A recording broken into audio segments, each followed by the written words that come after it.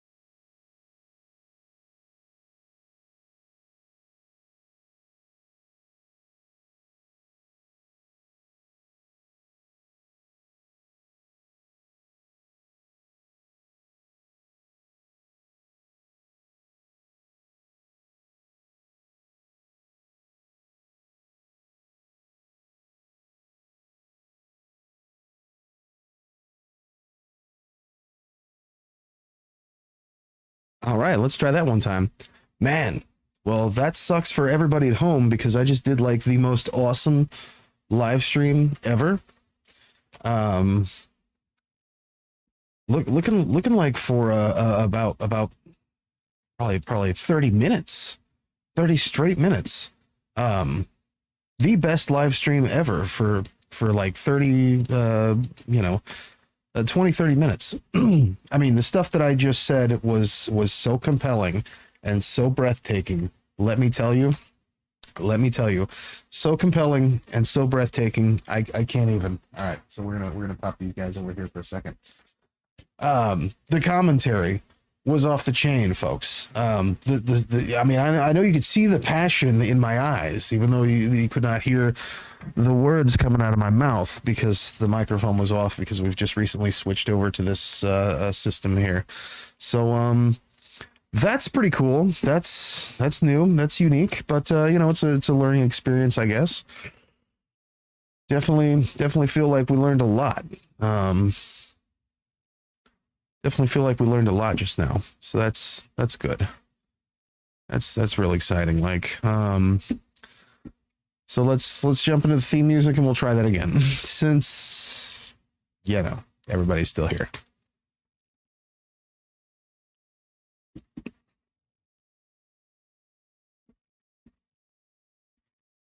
No theme music? Okay. Well, you think I would test the systems or something like that before this whole thing gets started? That would have probably helped pretty good. We'll check this out.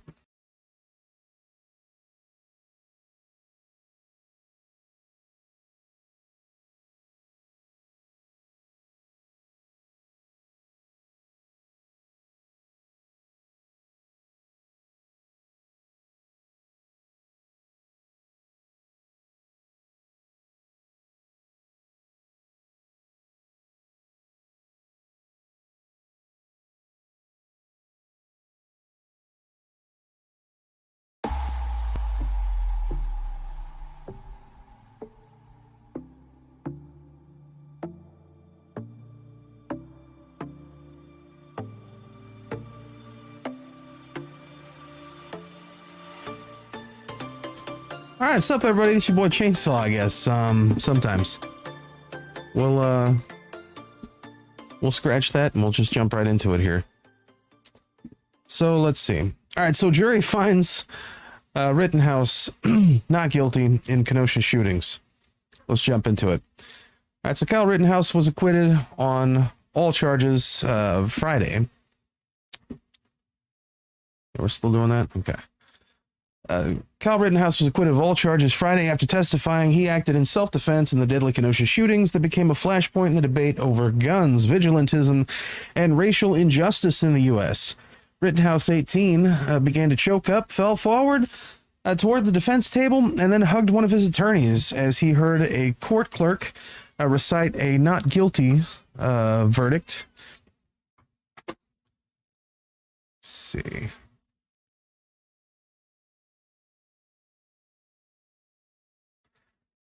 See.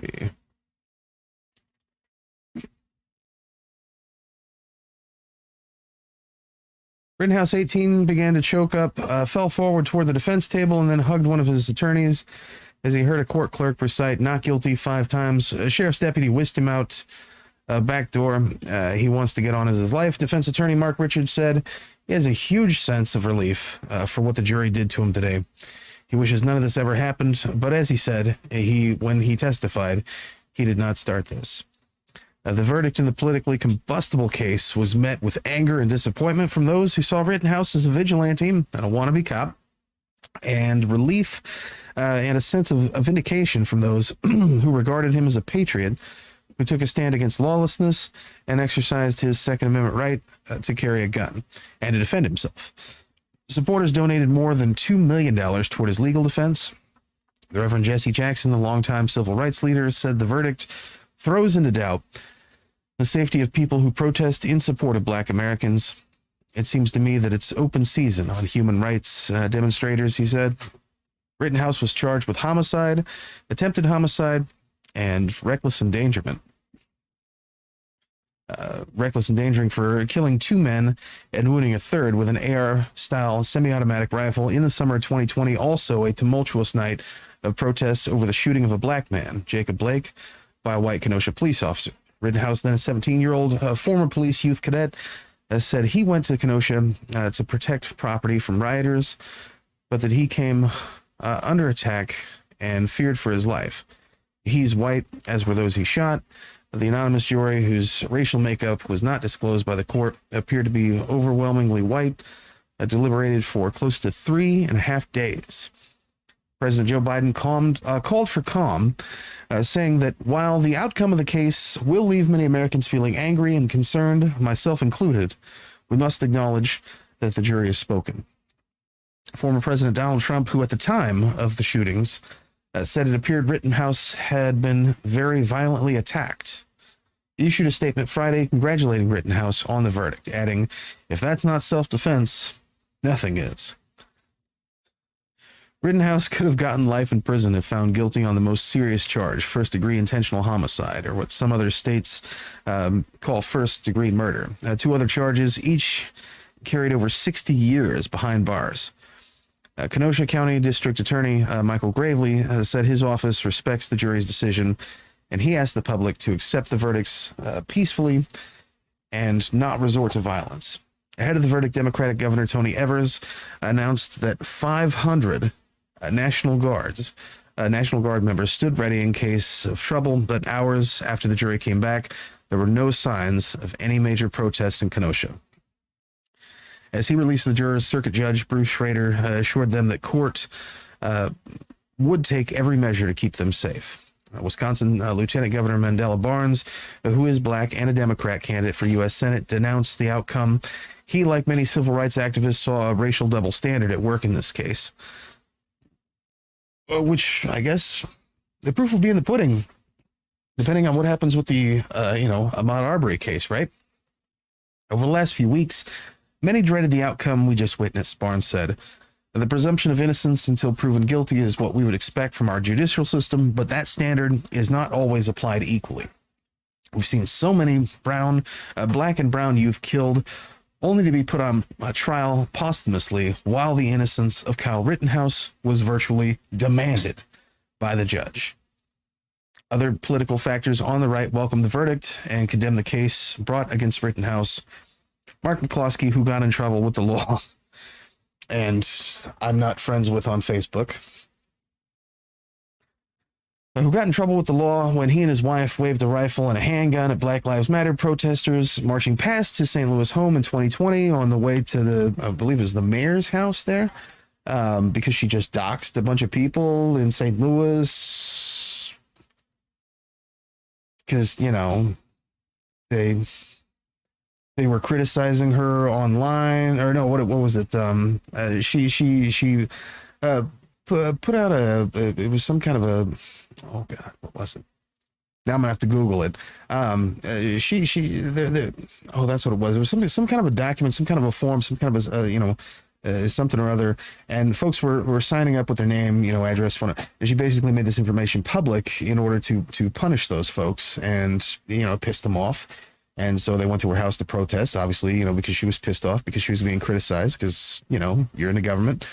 The taxpayer dollars are paying your rent and for your lifestyle that you've become accustomed to. So she doxed them. So they went to go protest. On the way to the protest, they passed by these whack jobs' house, who I am not friends with on Facebook. That's a thing.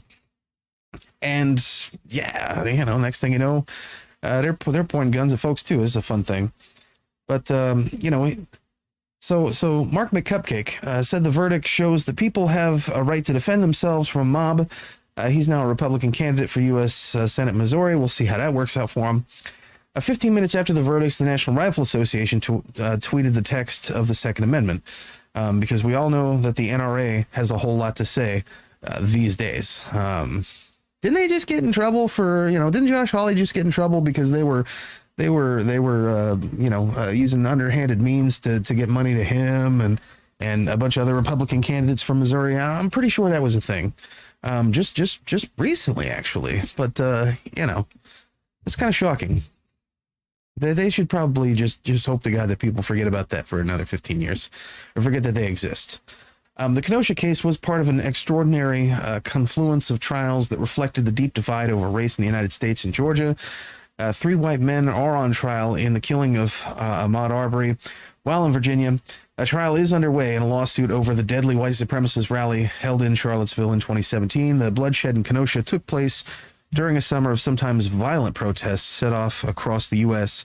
by the killing of George Floyd in Minneapolis and other cases involving the police use of force against black people. Rittenhouse went to Kenosha from his home in Antioch, Illinois, after businesses were ransacked, burned in the nights that followed Blake's shooting. He joined the armed civilians on the street carrying a weapon authorities said was illegally purchased for him because he was underage. Yeah, it turns out they skirted the to paraphrase my new best friend Timmy, who has been reaching out to me on social media.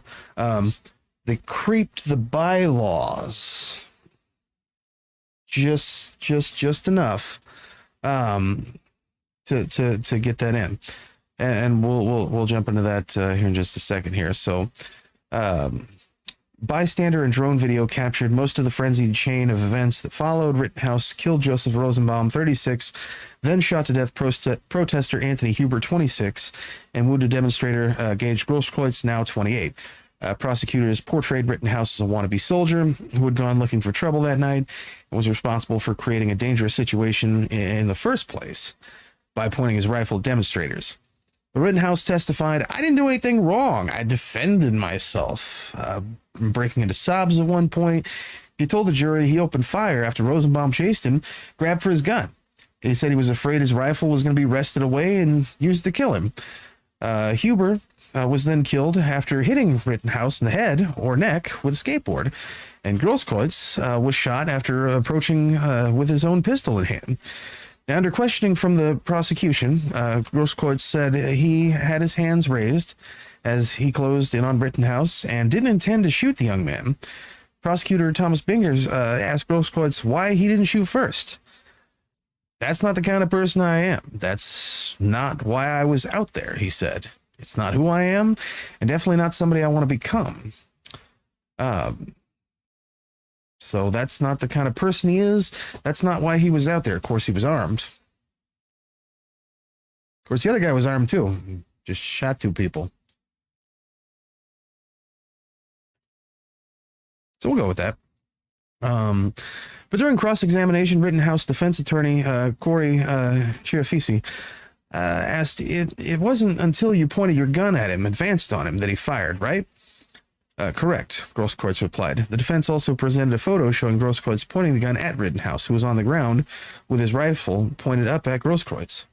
Grosskreutz, under follow-up questioning from the prosecutor, said he did not intend to point his weapon at Rittenhouse.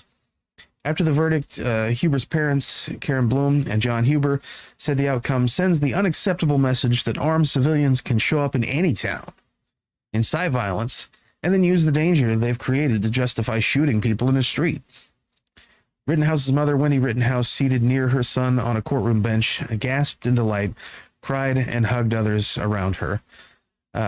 Richards, the defense attorney, said that Rittenhouse wants to be a nurse and that he is in counseling for post-traumatic stress disorder and will probably move away because it's too dangerous for him to continue to live in the area.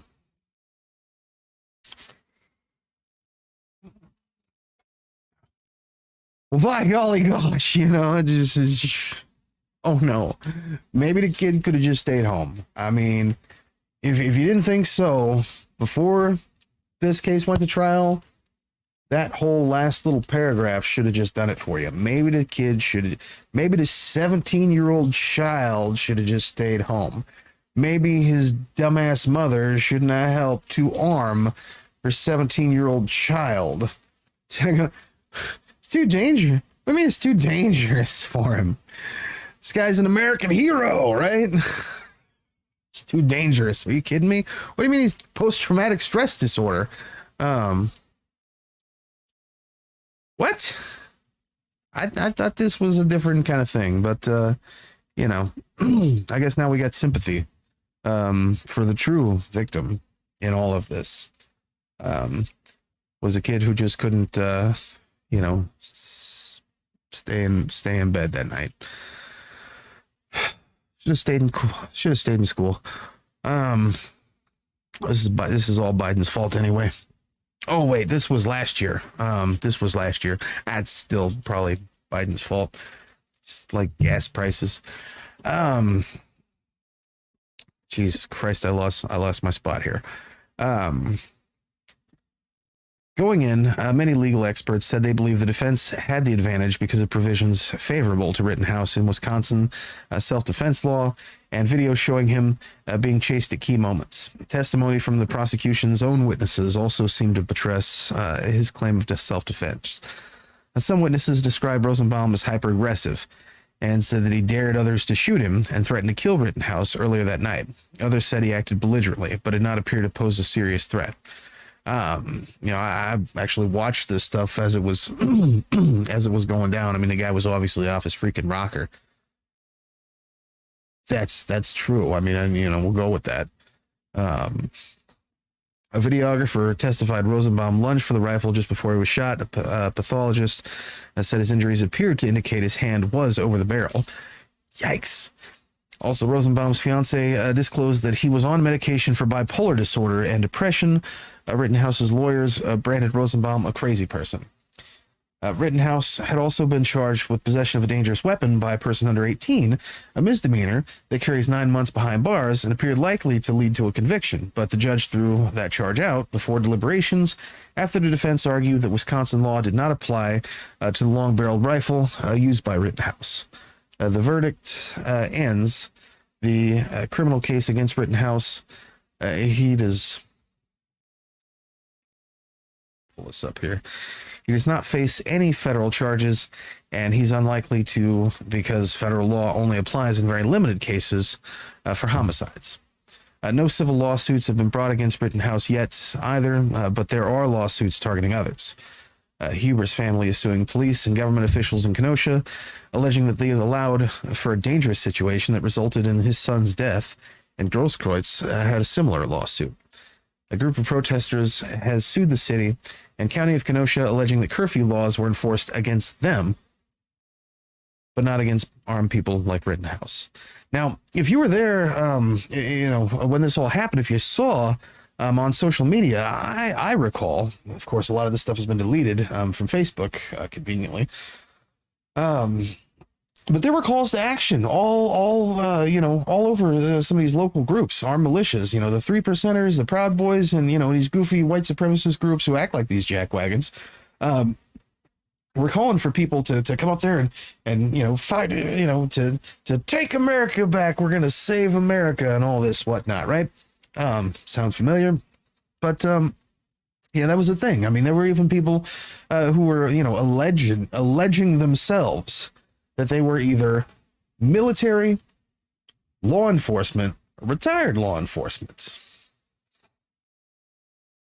Now, I could jump on Facebook and tell you all day that I work for the CIA, but that don't mean that I'm not, you know, full of baloney. I could jump on there and tell you that I'm, you know, FBI, that I'm a retired sheriff, that I, you know, that I'm a veteran engineer, you know, that I'm a Navy freaking SEAL. You know, I can jump on social media all day and say this stuff. And there's not really a whole lot that Facebook's, you know, really trying to put forth about, you know, doing anything about this. Hard to kind of verify. Look at all the fake profiles that comment all over my stuff. You see these guys all over the place. You know, folks with these crazy names and like pictures of a cat. That's a thing. That's a thing. But you know, and just spewing hate because they're completely anonymous, of course. And you know, no matter how many times you report them, Facebook seems to think that because they've got a profile that stretches back before 2018 that they must be real people, just you know, real people with real problems, right? But you know, so that's a thing. But these people who had these things on their profile, I don't know if any police officers were actually calling for, you know, we're involved in these militias and we're calling for folks to come up here. I don't know if anybody in any kind of law enforcement at all was actually calling for people to come up here and protect their businesses and, you know, support the white supremacist movement that they were pushing, right? The white power agenda that they were pushing. But I do know that I saw a lot of that stuff on social media at the time, and it was pretty freaking disgusting, bro. I just gotta say, but that's a thing. It's a shocking thing. But it's definitely a thing. Now let me see if I can find because I pulled up a few of these here, and I wanted to share with the class. Let's see, because we're gonna get into to Governor Mikey P in just a bit, but I don't want to ruin the fun with that just yet. So let's see here, because I saw a few of these live stream videos also of you know, other folks doing live streams. Of the protests, of the stuff that was happening. So let's see if we can jump into some of these here.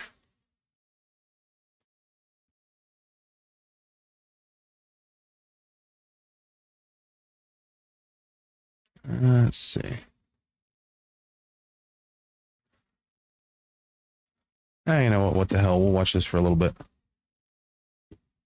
See what's shaking down.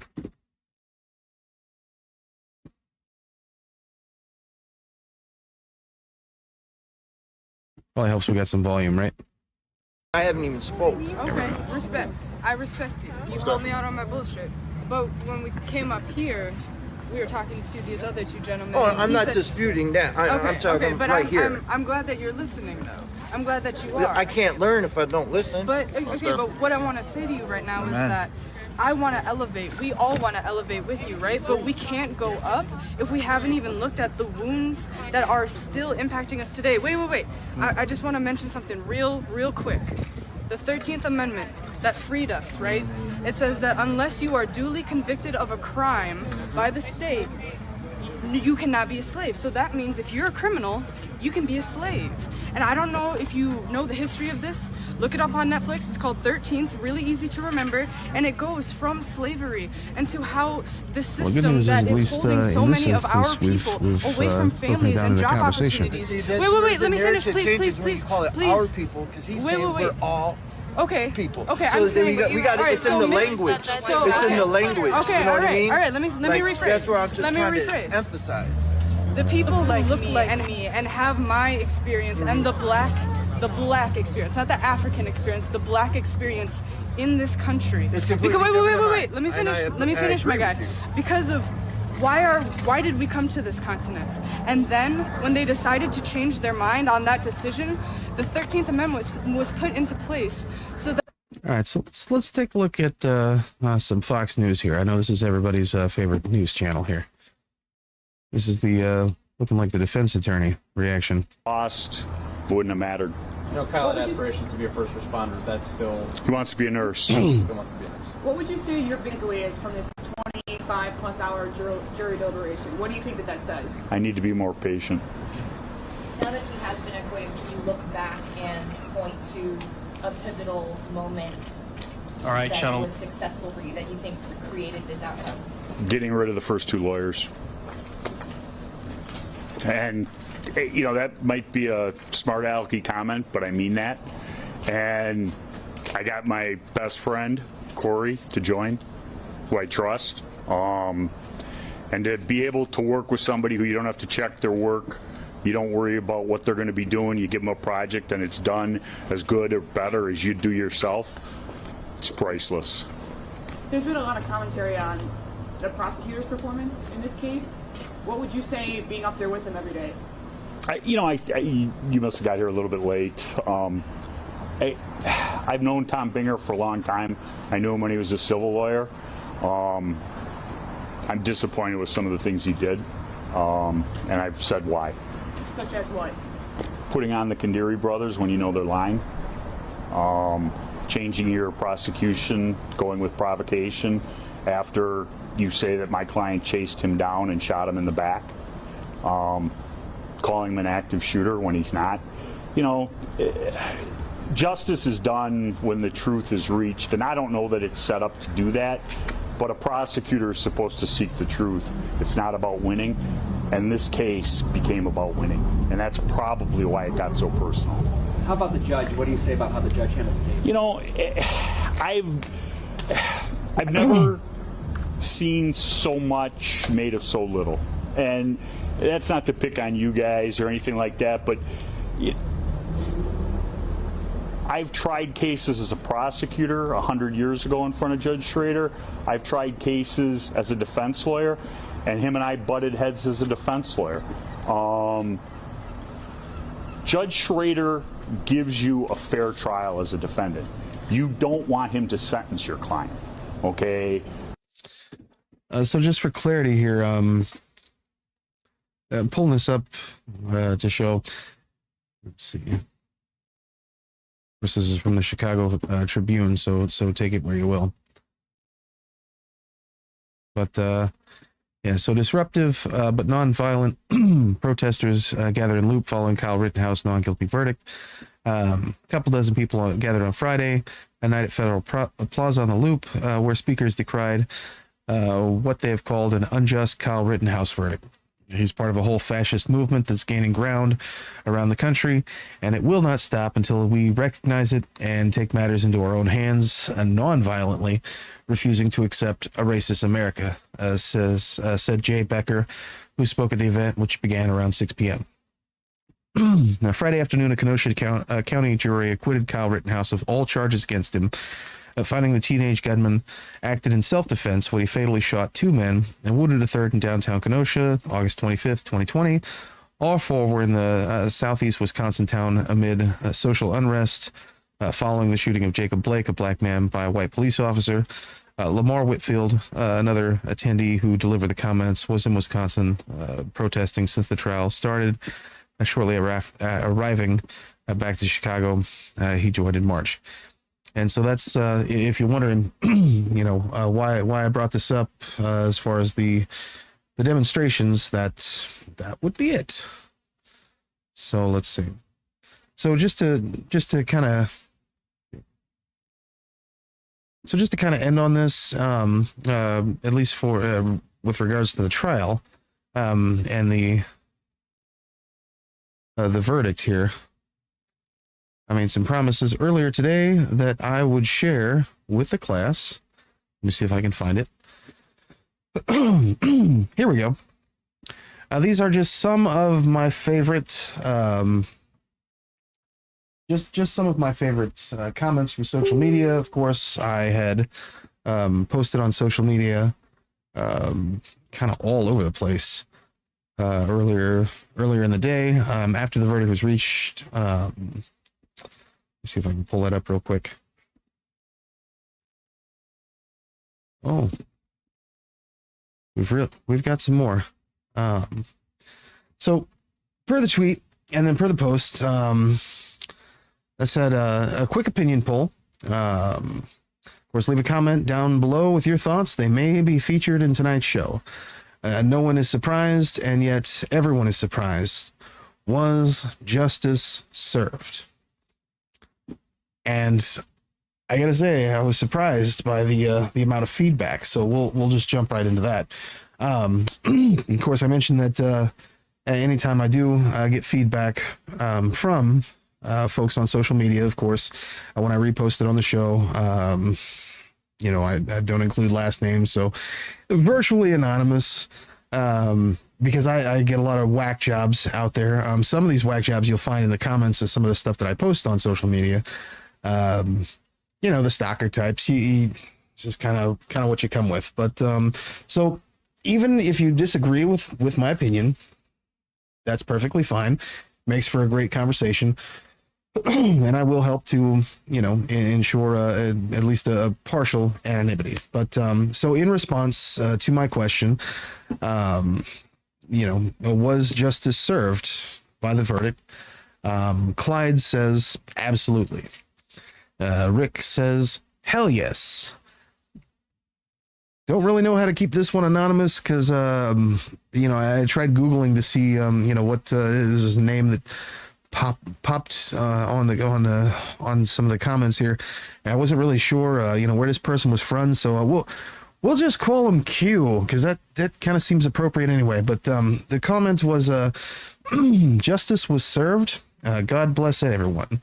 Don't look. Energy drinks are bad, kids. Stick with coffee.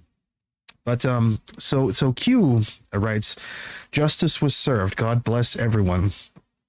Mary responds, infuriating. Galen responds, yes, it was. Jim responds, hopefully civil suits will make that guy a poor guy for the rest of his life. OJ got off, but he still had to pay millions. Well, Jim, we'll see for sure. Debbie writes, no justice, no peace. The judge should have been removed. White supremacy on national TV. Carmen writes, no justice. No, comma. Justice has priorities in the U.S. Chris writes, no. Engagement of vigilantism was served. Donald writes, most definitely. And we'll get to some of my absolute favorites here.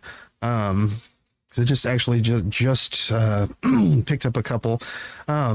Michael's been looking for a lot of attention on some of my posts, so I'll go ahead and read your comments. This is literally from 3 minutes ago, buddy.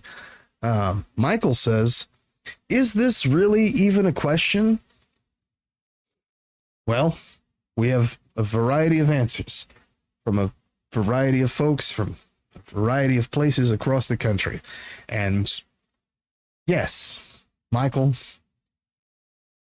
it really is a question, an opinion question, of course, and your opinion is just as valid as the previous person's, and unfortunately, even the next. This is from my new friend Timmy. Timmy has been speaking a lot to me on social media. I believe this might be a mild form of trolling. Certainly friendly, but we'll just jump right into it. We had a little banter between me and Timmy, so you know, he makes a response to my poll question. I respond, and it's cute. So Tim writes, this is a sales site. Now, I mentioned before that, you know, I post in political, you know, groups, and some in, you know, media groups, but then also in some local groups, just depending on whether it's political or for media or for, you know, the sales groups, because I also run other businesses as well, kind of known as, you know, well, anyone who actually personally knows me, specifically in the local area, knows, you know, that I'm kind of known for business management, you know, but that's beside the point. Sales, marketing, that kind of thing, but we'll get to that. So Tim writes, this is a sales site. Why the administration has banned this guy yet? Assume that means why the administration has not banned this guy yet, meaning that admin should ban me. Why the administration has banned this guy yet is beyond me. My response, Tim doesn't know about the history of marketplaces. This is the discussion section. Welcome. And of course, borrowed this from someone who else who comments in some of these local marketplace discussion sections. Made a great argument, and so I borrowed that from him. So I'll hit you in the DMs later. So Tim responds, Chainsaw, you are absolutely right. I'm not some creeper that skirts the bylaws of groups only to post divisive topics on a regular basis. And this is where I got the skirting the bylaws when it came to how Kyle Rittenhouse ended up not getting charged with, possession of a firearm because they skirted, what he did with possessing that firearm would have been very much illegal in Illinois. But of course, he didn't come into possession of the firearm until he got to Wisconsin. So I guess that's okay, unless Tim catches me doing it. But of course, it's not so much the bylaws of the group. It's open to discussion, and has been that way long before I've been posting on social media in this particular area. So I respond, of course, Tim doesn't know that I also sell products and services, which I do. That's the thing. I run ads for the products and services that I sell, but we're still working things out. Getting to know you phase. So a bright future ahead possibly. So Tim continues to write, I continue to respond to Tim. Most of the topics I discuss should not be divisive. I hate to think that anyone is personally offended by the fact that I may not always disagree with them. Perhaps we just aren't a good match. To be fair, Tim, I'll say it's not you, it's me. Kimberly writes, and this is a big one, not big on paragraphs, but she did have a lot to say, so I do appreciate that. Again, as I said, even if we disagree on some things, or all things, doesn't matter, opinions, are welcome, specifically when I ask for them. Definitely welcome. Kimberly writes, yes, I think justice was served. If you watch the videos taken by reporters who were there when it was unfolding, you can see that the young man was attacked and chased down. Those pursuing him were using deadly force and had weapons. Even a skateboard can be considered a weapon and could be used to kill a person when smashed into their head, which the video shows the man trying to do. The young man showed great restraint in using his weapon and only opened fire on those with weapons who were actively attacking him. This trial was not just about what happened that night, but also could have been used to determine our rights as American citizens to self-defense, in that the prosecutor tried to prove that because the young man had brought a weapon into a dangerous situation, he had forfeited his right to self-defense because carrying the weapon on a person meant he was looking for a fight.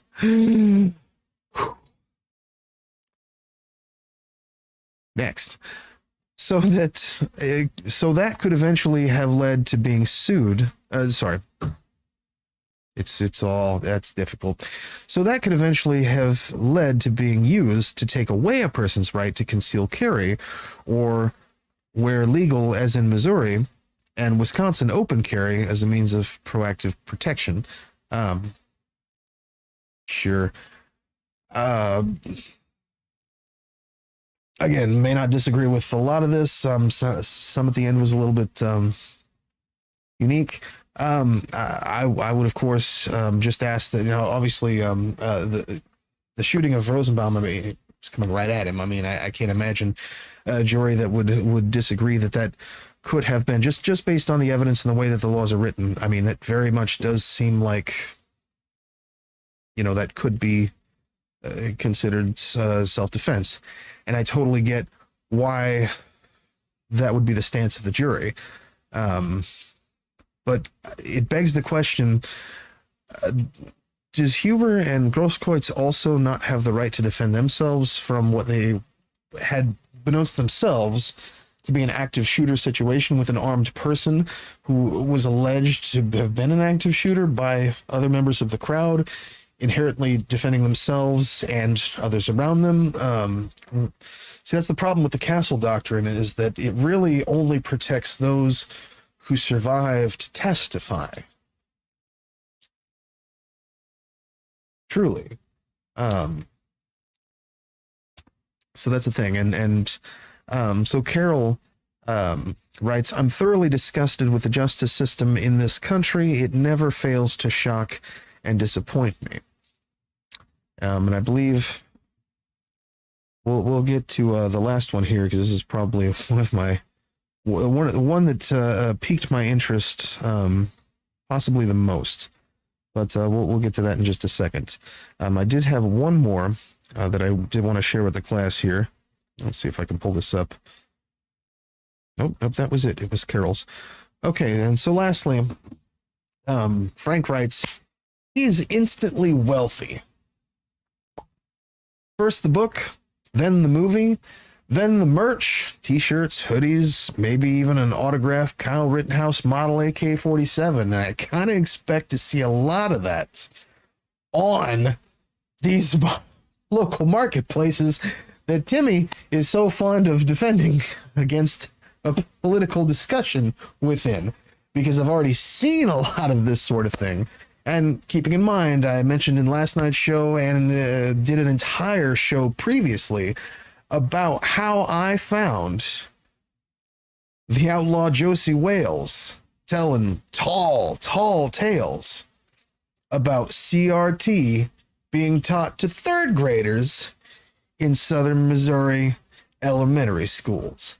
That happened right here. So I hope that Timmy had a lot to say to the outlaw Josie Wales about talking about politically divisive subject matter that's also complete and utter trash it's a live stream that dumbass made up completely on his own. Again, evidenced by the evidence that he put forward as CRT, with an absolute lack of knowledge of what CRT actually is. But anyway, moving on. So Frank writes, he's instantly wealthy. First the book, then the movie, then the merch, t-shirts, hoodies, maybe even an autographed Kyle Rittenhouse model AK-47. Probably going to be signed by McCloskey. Frank didn't write that, but that's just my interjection. I'm going to stop there. Followed by a career in motivational speaking at far but growing nearer right groups. He will become a columnist for Soldier of Fortune magazine, and his autobiography will be titled Vigilantism for Fun and Profit. Frank, boy, you've said it all, my friend. That was fantastic. And very, very near reality.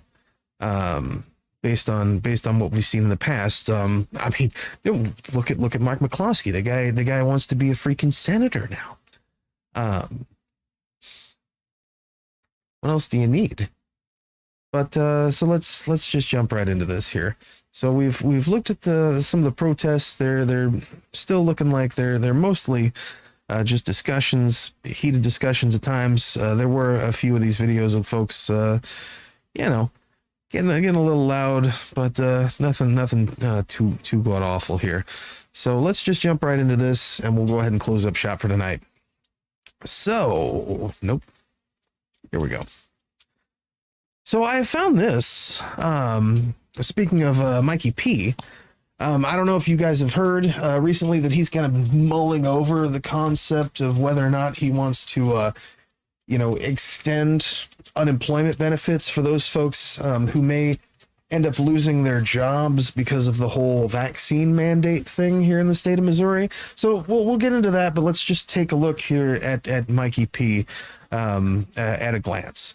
So he posts to his Twitter feed, we didn't force businesses to shut their doors or Missourians out of the workforce. Thanks to our common sense measures, Missouri is now in a strong economic position with a 3.4% unemployment rate, thousands of new jobs created, and billions of dollars in business investment. So we didn't force businesses to shut their doors or Missourians out of the workforce. Okay. So is that true, though? Depends on what we call, true. This was, and I wish that this was a bit of a wider screen here. Per the live stream, apologize for that. This comes from governor.mo.gov. This is Governor Parsons' stay-at-home order. Does anybody remember that? It was issued on April 3rd of 2020. Are our memories just that short that we can't remember just over a year ago what happened when we sat on our fat asses last year? I guess not. And here's the proof that's in the pudding. Folks can't be bothered by discussing whether or not we're reopening. You can't reopen if you were never closed. So we'll jump right into that. So Governor Parsons' order, this is from Jefferson City again, issued April 3rd, 2020. Building on Missouri's efforts to control, contain, and combat COVID-19, Governor Mikey P. today issues a statewide stay-at-home order, effective beginning 12:01 a.m. on Monday, April 6, 2020, until 11:59 p.m. on Friday, April 24th, 2020. The order explicitly states that individuals currently residing within the state of Missouri shall avoid leaving their homes or places of residence unless necessary. First and foremost, I want everyone to know that I love this state and the people of this state. Governor Parsons said, "The people of this great state clearly define who we are in Missouri, and as governor, I have no greater responsibility than to protect the wealth, well-being, and safety of all Missourians. In order to protect public health and prevent the further spread of COVID-19, Governor Parsons' orders include specific guidance for staying home, social distancing, businesses and employees, schools, restaurants, firearms, sales, and state government buildings. Among other guidelines, individuals currently residing within the state of Missouri shall avoid leaving their homes or places of residence. All individuals in the state of Missouri shall avoid social gatherings of more than 10 people. All public and charter schools must remain closed for the duration of the order. Any entity does not employ individuals to perform essential work functions as set forth in guidance provided by the federal government shall adhere to the limitations on social gatherings and social distance. Any entity that employs individuals to perform essential worker functions and that is engaged in retail sales to the public shall limit the number of individuals in any particular retail location as follows: 25% or less of the entity's authorized fire or building code occupancy, as set by local authorities for a retail location with square footage of less than 10,000 square feet. 10% or less of the entity's authorized fire or building code occupancy is set by local authorities for a retail location with square footage of 10,000 square feet. The order does not prohibit Missourians from accessing essential services such as grocery stores, gas stations, banks, or engaging in outdoor recreation, provided that necessary precautions are taken and maintained to reduce the transmission of COVID-19, including observing the social gathering and social distancing requirements as set forth in the order." So, what Governor Mikey P. did not force businesses to shut their doors or Missourians out of the workforce, then what is this big reopening thing about? What are they even talking about? How could that be a thing? How could you reopen if you never force folks to shut their doors? Now, this, they did mention the federal government, so that must just be the big government, Biden. This is 2020. Biden wasn't anybody back in 2020. He was, and at this time in 2020, I mean, the guy was probably, he was probably cleaning bathrooms or something. I mean, he wasn't a congressman. He wasn't wasn't a senator. He wasn't a mayor. He wasn't a county coroner. He might have been a janitor. I have no idea. I have no idea what a vice president does, after they leave office. Oh, wait. That's what they do. They hang out with these guys. Great to hear Mike Pence speak last night on the fight for freedom, and to connect with him again. I guess after the disconnection, am I right? So that's fun. So just to be picking on Mikey P, let's just jump right into the subject at hand. So, and the best way to do that, let me pull this up here. Let's take a look at. I did not even have this prepared, even in the least bit. So I'm winging this with you. Let's see. Where is that little nugget of gold? I'm kind of bored, folks. We're just going to watch some YouTube videos real quick. Remember them good old days? Let's see. Where is this at? No. Let's see. See if I can find it. Is this it? Yeah, this is the one. Okay. So let's see. This is pulled directly from, believe it or not, the TikTok page there. So let's see. Let's see if I can swing this over to this side. Oh, there we go. There we go. Before we pick on Mikey P too much, I just want to make a reference on something. So let's see.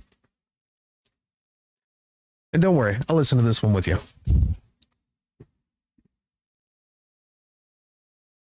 This is the unemployment lawsuit shutdown. This is a video I posted back in September.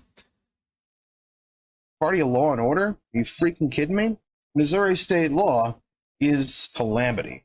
I mean, what more is there to say? What's up, everybody? This is your boy Chainsaw. Boy, this has been a long time coming.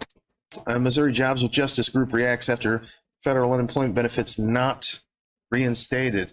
The circuit court in Jefferson City sided with Governor Mike Parson in a ruling on Tuesday, refusing to reinstate federal unemployment benefits that were cut in June. They were ended abruptly. They were ended for no reason when he first decided to pull the plug on these programs. And unemployment is virtually the same. Basically, what they're trying to do is find the fact of law. 288.010. 288.010. Write that down. 288.010. Look it up yourself. Same. Basically, what they're trying to do is find the fact of law. 288.010. Title of law. This chapter shall be known and may be cited as the Missouri Employment Security Law. As a guide to the interpretation and application of this law, the public policy of this state is declared to be as follows. Economic insecurity due to unemployment is a serious menace to health, morals, and welfare of the people of this state, resulting in a calamity. The legislature therefore declares that in its considered judgment, the public good and the general welfare of the citizens of this state require the enactment of this measure under the police powers of the state for compulsory setting aside of unemployment reserves to be used for the benefit of persons unemployed through no fault of their own. Through no fault of their own. Through no fault of their own. People get denied every single day in states across the country, and also this one for getting fired because it was a fault of their own. If you're late for work and you get fired because you're late for work, you're at fault. But I wanted to go to work. I showed up. I was ready to go to work. You're at fault. Party of law and order? Are you freaking kidding me? In the administration of this law, the division shall cooperate to the fullest extent consistent with the provisions of this law with the United States Department of Labor. Missouri state law is referencing cooperation with the federal government. We have to cooperate with the federal government in order to ensure other cooperation with the federal government. Calamity. It was written in 1951. I mean, what more is there to say? because the freaking state already declared that you don't have the right to do that. If you think that the unemployed are just a bunch of bums who to tool the system, I don't know, like Jeff Bezos or Walmart or Donald Trump, or I don't give a shit who told you otherwise. The only way that you are successful in real estate, period, is by knowing the system and tooling that shit. This is why people who invest typically are in a much better situation than people who don't invest. The purpose of this video is to show clearly the law says what the law says. Cronyism is the word of the day. So put that in your pipe and smoke it. But yeah, so that's definitely a thing, right? I mean, through no fault of your own means exactly what that means. If you are, again, as I said, if you're late for work and you get fired, yeah, you was there to go, go to work, but you're late for work, so you got fired. So like you don't have a job no more. That is very much a thing. So let's take a look. And keeping in mind, despite all of that,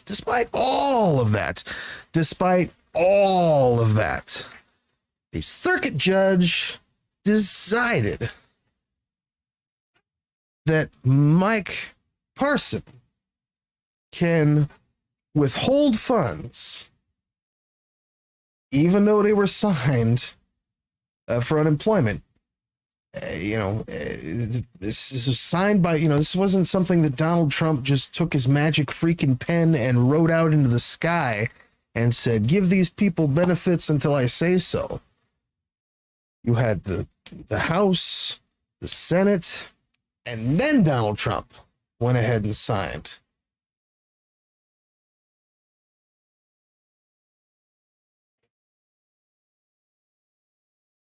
You had the House, Senate, Joe Biden signed for extensions for unemployment. And a circuit judge in Missouri decided that Mike Parson, with a wave of their two-toed hands, could just take that away from the tens of thousands of unemployed people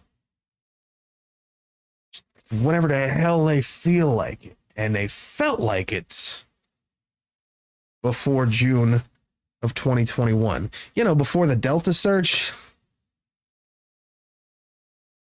And the purpose was because they thought that by robbing the poor of their unemployment, while we have, while jobs aren't exactly as available as we would like to imagine that they could be, that folks will just flock back to work. And what happened? What happened in every other state that decided to do this? 6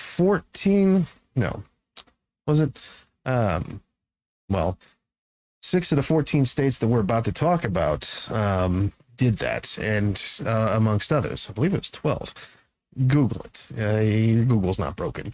But all of the states who did this, of all the states that did this, virtually all of them saw an increase in their unemployment when the benefits got cut. Is that magic? I don't know. It sounds like sheer stupidity to me. But speaking of sheer stupidity and hypocrisy and Mikey P, let's look at this. So GOP state officials push back on employer vaccine mandate. Wonder how they're going to do that. Well, these jackwagons, state officials, reacted with swift rebukes Thursday to President Joe Biden's newly detailed mandate for private employers to require workers to be vaccinated against COVID-19, threatening a wave of lawsuits and other actions to thwart a requirement they see as a stark example of government overreach. That's government overreach. The thing that we just talked about, that's not government overreach. They're just breaking the law and they do what they want to. At least two conservative groups moved quickly to file lawsuits against the workplace safety mandate, and a growing roster of GOP governors. The governor, attorney generals said more lawsuits were on the way as soon as Friday. Some Republican-led states had already passed laws or executive orders intended to protect employers they may not want to comply. The rule is garbage, South Carolina Attorney General Alan Wilson, a Republican, said Thursday. Through a spokesperson, it's unconstitutional and we will fight it. His state governor, a Republican Henry McMaster, said he's planning to issue an executive order keeping state agencies from enforcing the rule. States have been preparing for the requirement since Biden previewed it in September. The Occupational Safety and Health Administration requirements related Thursday, OSHA, call for companies with 100 or more employees to be vaccinated by January 4th. Because, they pushed that date down the road. They kicked the can. Because folks were just losing their minds. So they kicked the can for these morons. The same GOP governors, are just cutting folks off of the very much legal and very much entitled to unemployment, services. Failure to comply could result in penalties of nearly $14,000 per violation. Federal officials also left open the possibility of expanding the mandate to smaller employers. The White House said the administration has the authority to take action designed to protect workers and expects the rule to withstand legal challenges. Republican governors and attorneys general, and this is where the juice comes in. Ready for it? In Alabama, Arizona, Arkansas, Florida, Idaho, Indiana, Iowa, Louisiana, Mikey P's home state of Missouri, Montana, Nebraska, New Hampshire, Oklahoma, and South Dakota, 6 out of the 14 states that cut people's unemployment early, real early, for tens of thousands of people in the state of Missouri alone. Because, these states' governors and attorney generals said Thursday they would file lawsuits against the mandate. Daily Wire, conservative media company, filed a challenge in federal court on Thursday. So did companies in Michigan and Ohio, represented by conservative advocacy law firm. Robert Alt, a lawyer representing the Midwest companies suing manufacturer Philip Manufacturing and Tower Company and packaging firm Sixar, said both companies are already facing staffing shortages amid the pandemic. The mandate will make things worse, he said. It adds insult to injury and forces them to potentially fire trained employees, said Alt, president and CEO of the Buggy Institution, a conservative advocacy group, states that they are focusing on the role of the federal government in the lawsuits they're preparing.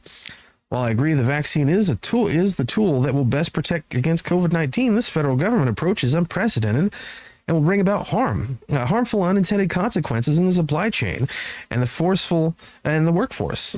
Indiana Governor Eric Holcomb said in a statement, he's the one who lost the lawsuit because, the workers got together, formed an organization, sued the governor, and they got their benefits back. But of course, good old Missouri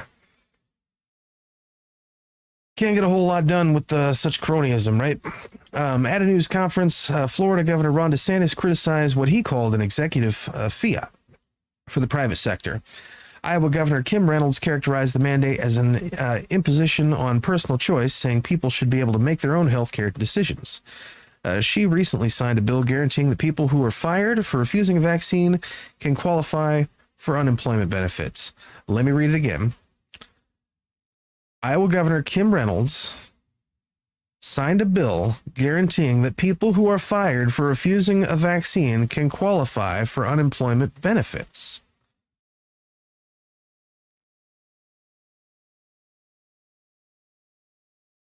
What?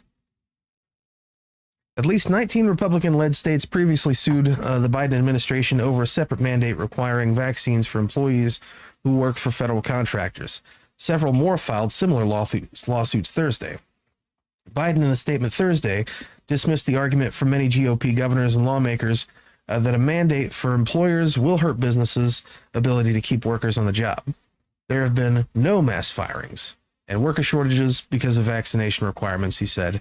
Despite what some predicted and falsely assert, vaccination requirements have broad public support. And folks haven't been leaving the workplace en masse. That was a concern. That was very much a concern, but there is a difference between threats and action. And so far, we haven't seen a lot of action. The administration has been encouraging widespread vaccination as the quickest way out of the pandemic. A White House spokesperson, Karine Jean-Pierre, said during a briefing Thursday that the mandate was intended to halt the spread of a disease that claimed more than 750,000 lives in the U.S. and has killed right at 5 times as many cops as anything else in the previous 2 years. But, that's cool. So, speaking of which, and getting into that. So Governor Mikey P, I guess, just decided that was the newest cool thing that GOP governor should do, is take all that money that he works so hard to steal from folks, from hurting American families who'd already lost their jobs, through no fault of their own, and had proven that they lost their jobs through no fault of their own as a direct result of COVID-19. He's going to take that money. Well, he's considering taking that money and turning it over to these dumbasses. Now, I agree with Republicans on one thing, that really the federal government should not be forcing this on people. There shouldn't be, the requirement for an OSHA violation with regards to whether or not people are getting vaccinated. These dumbasses should just be getting vaccinated. It's not freaking rocket science, folks. It's just not. Jefferson City, Missouri. Governor Mike Parsons signaled Tuesday he may support awarding unemployment benefits to people who are terminated from their jobs for not complying with the COVID-19 vaccine passport through faults of their own. So they get fired through fault of their own, and he's going to take the money that the federal government had already issued to people who got fired through no fault of their own, and he's going to give it to the biggest dumbasses in the state of Missouri, who got fired only for being dumbasses. Now, look, I say that with a heavy heart, okay? Because a lot of these folks aren't really bad people. And it's almost mean to just say that they're stupid people. Because they were misled by bad people. However, pause for effect, it's 2021. We all have one of these in our pockets. We're all basically glued to the thing. I mean, if you're watching this at all, it's a good chance it's not going to be on your laptop or your desktop. It's kind of going to be on one of these stupid things. That being said, we've also got an entire system that is against critical thinking in this country. I mean, let's just call it what it is, folks. If you watched last night's episode, I went over, critical race theory and what that does and does not mean. Okay, it's critical freaking thinking. I don't have time to get into all that. I'm freaking tired. But we've got an entire faction, a good 23 to 28 to 32% of the country who is we'll say motivated against the spread of critical thinking. Well, without critical thinking, you really just have dumbassery, and somebody's going to do the thinking for you. And it turns out it's the bad people who are telling the dumbasses dumbass things. And then ultimately, it's these dumbasses who are going to be getting everyone else's, unemployment funds that they cut from folks who actually did lose their jobs because of that thing that Mike Parsons said he didn't do. Remember a minute ago?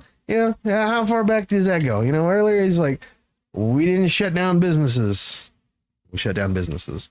Y'all need to just go back to work.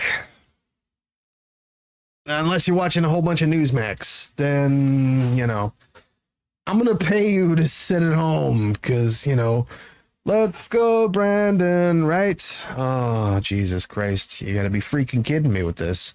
But like I said, it's I say that with a heavy heart because it's not really their fault. Although it is, but it's not.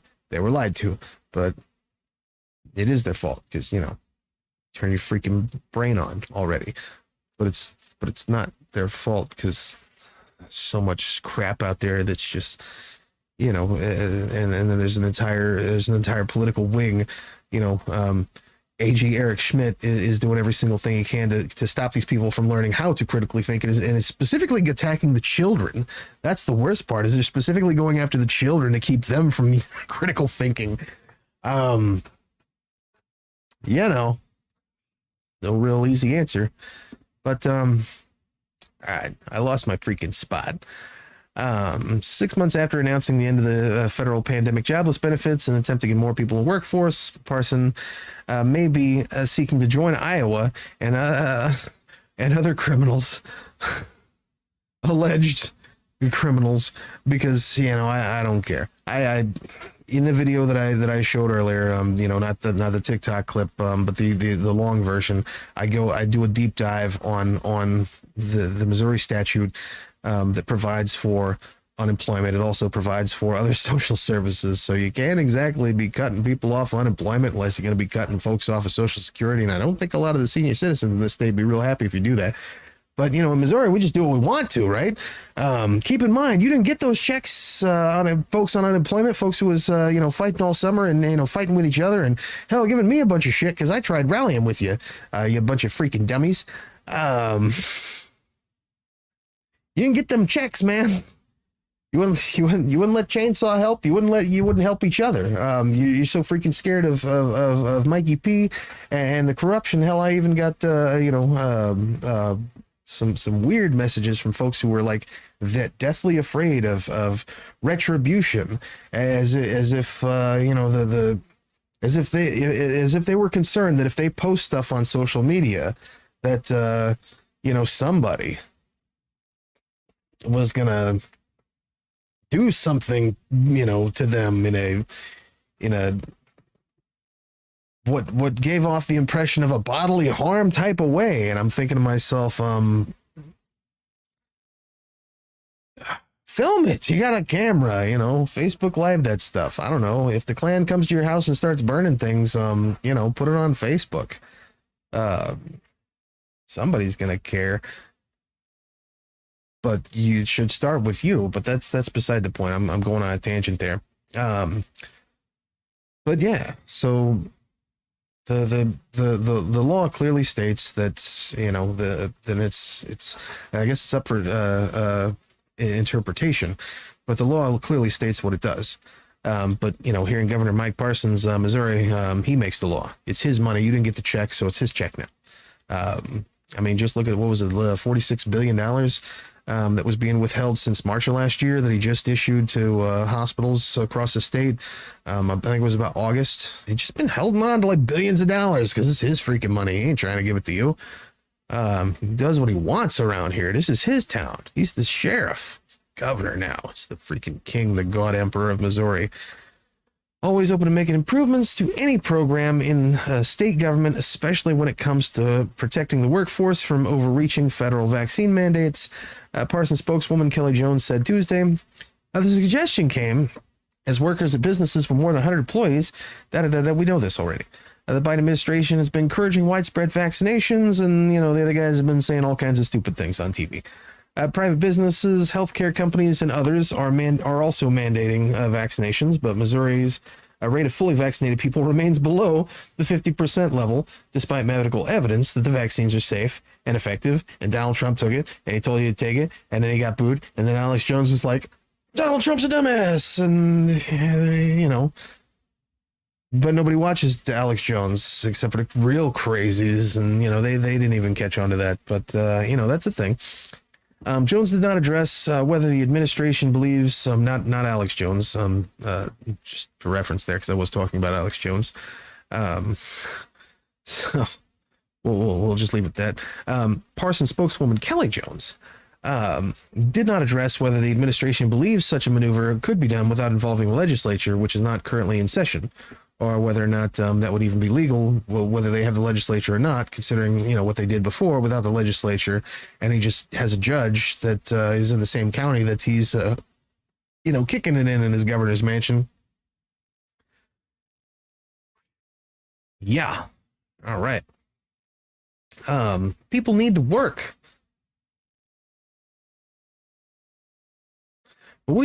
But should not be forced to choose between their job and allowing the Biden administration to dictate their personal health decisions, Jones said. People do need to work, but they should not be forced to choose between freaking starvation and Mikey P holding on to them checks, doing whatever he wants to. Parson may be looking at Iowa for guidance on his position. In October, Iowa Governor Kim Reynolds signed a new law allowing Iowa workers to seek medical and religious exemptions from COVID-19 vaccine mandates and guarantees that those are fired those who are fired for refusing a vaccine will qualify for unemployment benefits.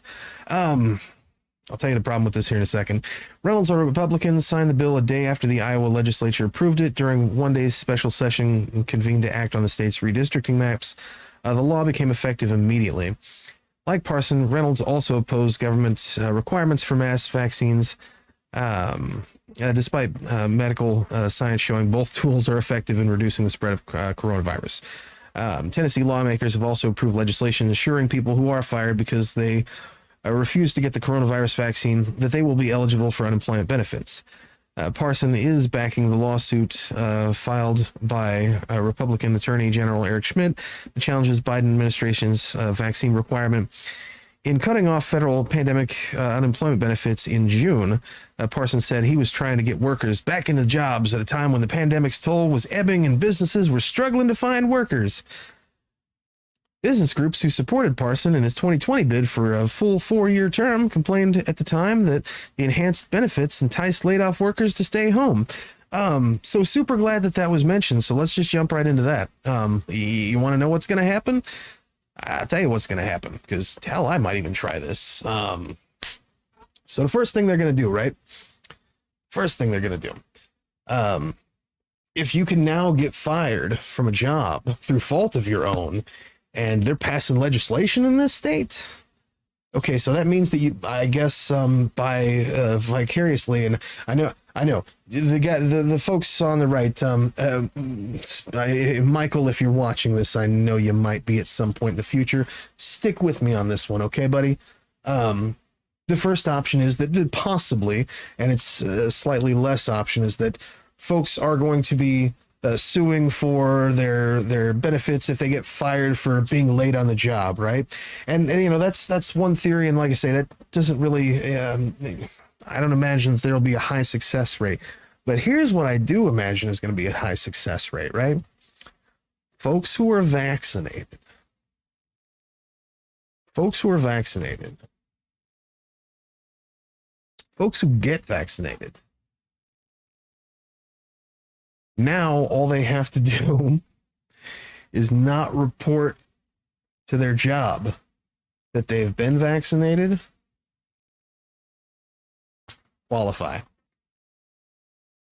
All you got, whether you're vaccinated or not, if your job isn't requiring you to show proof of vaccination, all you got to do is tell them, I'm not going to show you proof of my vaccination. I refuse to get vaccinated, whether you've been vaccinated or not. So if you prove that you're vaccinated, that's one thing. You can't prove that you're not vaccinated. Okay, the only thing you can do is not prove that you're vaccinated.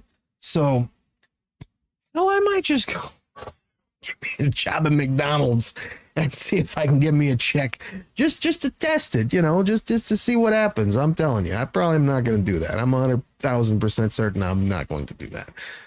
And I wouldn't recommend that anyone do that, but I'm telling you, this is very much a possibility, and why this type of legislation and this kind of ridiculous thinking is dangerous and stupid and an insult to folks who actually do work for a living. Oh, wow. I mean, how could this actually passed in Iowa? The governor actually did this. What a freaking moron. How do you even do that? I'm surprised that folks in Iowa haven't already figured out this loophole. Just, you can get the unemployment if you just don't show that you've been vaccinated. Fake it till you make it. Act like one of the other guys and go ahead and sit there and, you know, enjoy yourself real quick. Watch that unemployment level skyrocket. And, you know, what are they going to do? It's insane. I mean, well, how do these folks not see this coming? I mean, it's basically they're painting by numbers the plays within their own books to show that their positions do not work, that their positions have holes. And I guess this is a lack of critical thinking on behalf of these GOP governors in general who are considering this. But Mikey P doesn't exactly seem to be like the critical thinking type. Yeah, so there's that. Anyway, listen, it's 12 a.m. Eastern time, 11 p.m. Central Daylight Time, and I've been on this for a while, so we got to get the hell out of here. But listen, folks, if you like anything that I'm doing, if it's even just my hair or the awesome lights behind me, this is not a phone, by the way. Do what the flashy sign above my head says. Subscribe, chainsawccc.com/YouTube. If you're watching this on YouTube, I love you. Thank you very much. And just remember, don't cry about spilled milk unless